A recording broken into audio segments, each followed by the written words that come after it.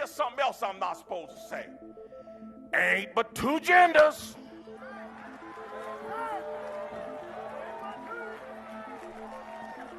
Two genders.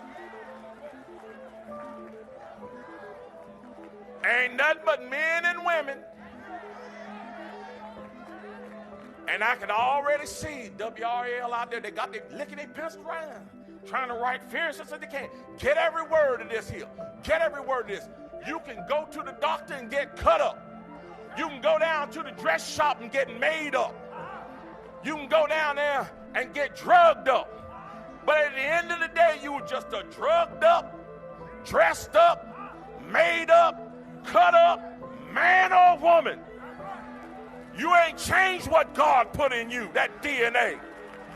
Take a look at the next governor of North Carolina. We're going to see one of the huge victories that came out of yesterday's Super Tuesday contest and what it means for the rise of a new politics that's pushing back against wokeness like never before. Hey gang, it's me, Dr. Steve, your Patriot Professor, here to help you to think better so you can feel better in these crazy and turbulent times. So if you haven't already done so, you know what to do. Make sure to smack that bell and subscribe button, and let's dive right in.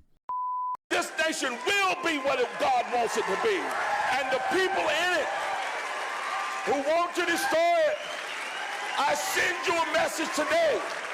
There are warriors in your path, and you will have to defeat us to take this nation down.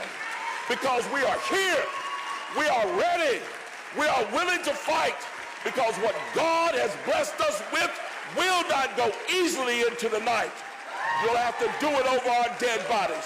So let's stand together, let's fight together, let's save America together, and let's save every state in this nation and the people along with it. God bless you, God bless this Washington, D.C., and God bless the United States of America. Thank you. One of the big wins to come out of Super Tuesday yesterday was the blowout win by Trump-endorsed Mark Robinson, who is now officially the Republican gubernatorial nominee for the great state of North Carolina. Now, given how deep red North Carolina has become and how far ahead Trump is in the polls there, and also given the fact that Robinson successfully won election as lieutenant governor in their last election, it's widely agreed that Robinson is all but guaranteed to win and win big come November. Now, as you saw there in the beginning, Robinson is hardly shy about his opinion on the current cult of wokeness that's infested our cultural institutions. Very first thing I'm going to do is always, I'm going to give thanks to my Lord and Savior, Jesus Christ. That's the very first thing I'm going to do. I sat on the 27th floor of this hotel last night and looked out over the skyline of Dallas, Texas. I am a poor kid from Greensboro, North Carolina, an alcoholic father who died when I was 12 years old. My mother made me the man that I am. Every strike that the left says I had against me. Poor, black, a widowed mom, living on the wrong side of the tracks. But that poor black kid from the wrong side of the tracks was sitting on the 27th floor of this hotel, overlooking the Dallas skyline as the first black lieutenant governor of North Carolina. America is still the greatest nation on earth. And I don't care what these communists say. I don't care what these socialists say. I don't care what these blue-haired freaks say with a tackle box in their face at the college campus. This is the greatest nation on earth, and it's all because of God. He's the one that made it possible. So we give him thanks first and foremost. Now, one of the most striking ironies of Mark Robinson's victory yesterday is how much it clashed with the worldview of the ultra-left, who see the new right in American politics as incurably and incessantly racist. Take, for example, MSNBC's full-time racist Joy Reid and her take on what happened on Super Tuesday. But Republican voters don't vote that way. They don't vote based on economics or based on the benefits they're getting economically from the president. They're increasingly, from the Tea Party on, they're voting on race. They're voting on this idea of an invasion of brown people over the border. The idea that they can't get whatever job they want. A black person got it, therefore drive all the blacks out of the colleges, get rid of DEI. That is what they're voting on. They're just voting specifically on racial animus at this stage. It isn't about economics. No. Now, you notice that she didn't get a single bit of pushback from anyone else on that ultra-leftist panel. That was the very definition of an echo chamber, an ideological incubator where absurdities like that run amok. And what you just said there was blatantly contradicted by the overwhelming election victory of Mark Robinson. And while Joy Reid, of course, doesn't seem to understand what's happening here, the rest of the woke media seems to. They recognize that Mark Robinson's election and Trump's takeover of the Republican Party is far more about values than it is about race. Just look at the headline from Rolling Stone, and you'll see how the freak out there is more over worldview than ethnicity. Or take a look at the New Republic. Meet North Carolina's GOP governor candidate, a Hitler-quoting extremist. Now, at the very least, these ultra-leftist legacy media outlets recognize that Robinson's victory does indeed signal a significant shift in values among voters in the new GOP. But the irony here is that the only ones they have to blame for the rise of these radically anti-woke values that they decry and denigrate are themselves. This is going to absolutely blow you away. But as you can see, Trump is polling far beyond anything we've ever witnessed in every poll out there. His base is growing stronger than ever before. Biden is a laughingstock, of course. And now the Supreme Court has ruled Trump stays on the November ballot. There are tons of reasons to be hopeful. The Democrats' plan to use lawfare to take Trump out is falling apart, but you all know the one thing they could and probably will try to pull off in 2024, and that is to try to pull off another 2020 all over again.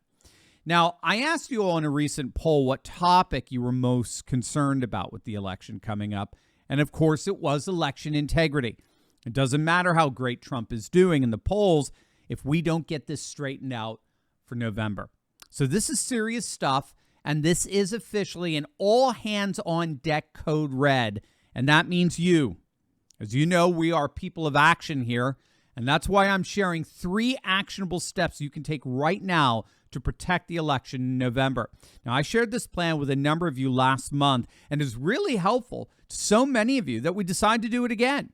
Every single patriot needs to hear this message. So I'm hosting a short virtual course off platform. It's next Friday morning, March 15th at 11 a.m. Eastern. Obviously, we're going to do this off platform because YouTube don't like what we got to say.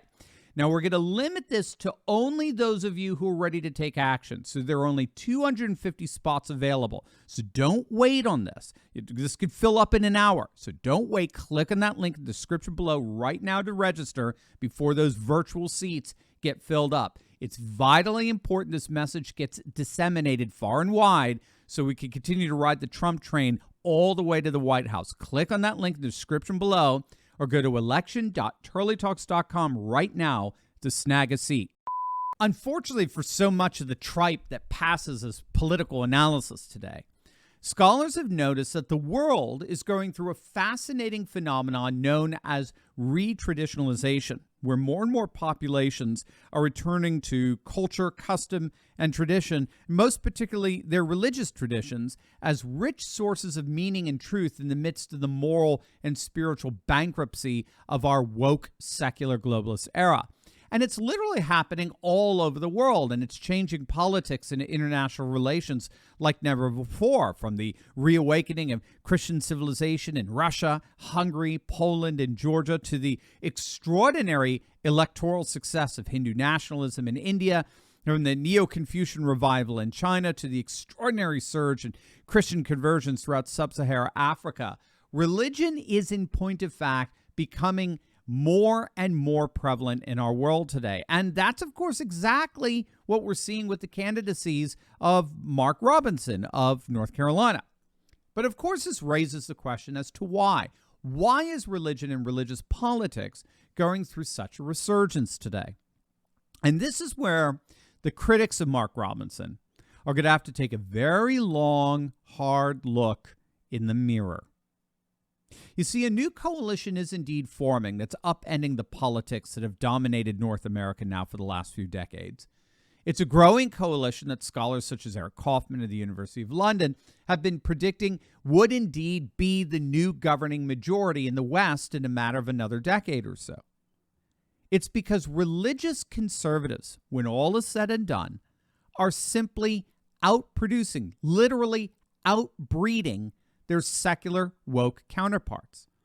For all intents and purposes, secular woke liberals, the very liberals who authored those critical articles against Mark Robinson, well, they basically stopped having kids. Liberalism redefines having children as a mere lifestyle choice, nothing more. And you can't redefine having children as a mere lifestyle choice and expect your society to continue to repopulate. It's what Kaufman calls the soft underbelly of liberalism. In other words, secular liberalism entails its own demographic contradiction. Liberalism necessitates the freedom not to reproduce. And so, as it turns out, secular liberalism is an inherently feudal belief system that by its nature undermines civilization, or at the very least, its own attempt at one. By contrast, and this is key, conservatives, and particularly conservative religionists, are having more children than ever, especially when you factor in child mortality rates. For example, in 2010, the average number of children born to leftist liberals in the United States is about 1.8. However, the average number of children born to what demographers term now the far right was 3.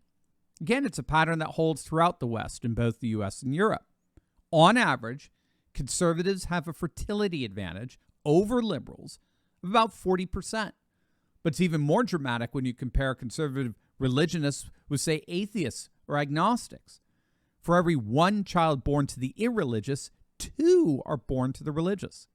And so Kaufman and other scholars have been predicting that by 2030, the culture wars would decisively tip in the direction of the conservatives, precisely because they're demographically growing, all the while secular liberals are demographically shrinking.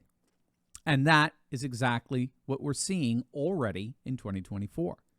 And the irony, given the demographic consequences of their own woke ideology, the irony here is that these liberal commentators, in the end, only have themselves to blame.